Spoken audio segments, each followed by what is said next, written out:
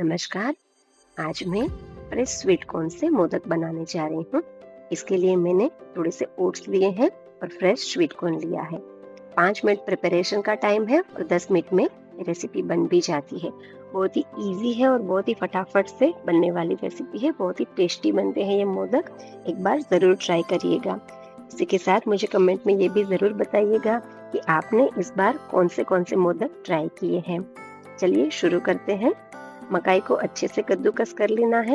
यहाँ पर मैंने रो शुगर ली है, आप चाहे तो चीनी का भी यूज कर सकते हैं।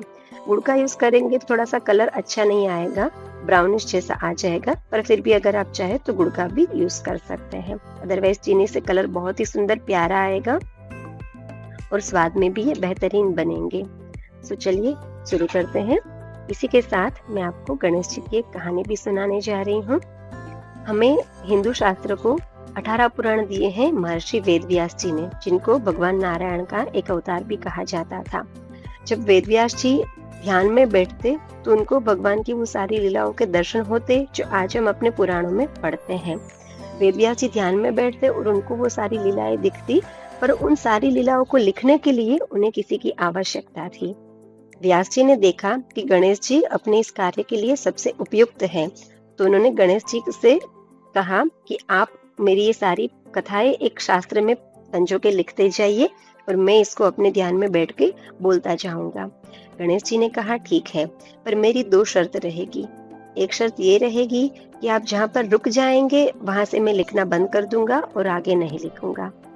और दूसरी शर्त ये रखी कि अगर कोई चीज मुझे समझ में नहीं आएगी तब भी मैं रुक जाऊंगा। जब वो बात मुझे पूरी तरह से समझ में आ जाएगी तब मैं आगे लिखना प्रारंभ करूंगा। व्यास जी ने कहा ठीक है, ऐसा ही होगा। अब व्यास जी बड़े ध्यान में बैठ के वो सारी कथाएं बोलने लगे जिनके उनको अपने ध्यान में दर्शन हो रहे थे। पर बीच बीच में वो एक श्लोक ऐसा मुश्किल वाला बता देते कि जिसको समझने में गणेश जी समय लेते थे। गणेश जी जब तक उसको समझते तब तक व्यास जी आगे की कथा के श्लोक बना लेते और फिर वो बोल देते और गणेश जी फिर से उनको लिखना प्रारंभ कर देते।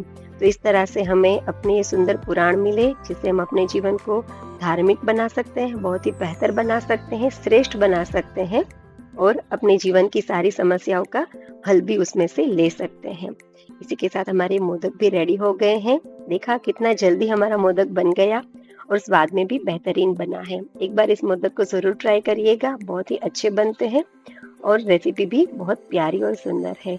आपने कौन से मोदक बनाए हैं ये मुझे कमेंट में बताना भूलिएगा नहीं। Thank you so much. Bye, take care, happy Ganesh Chaturthi.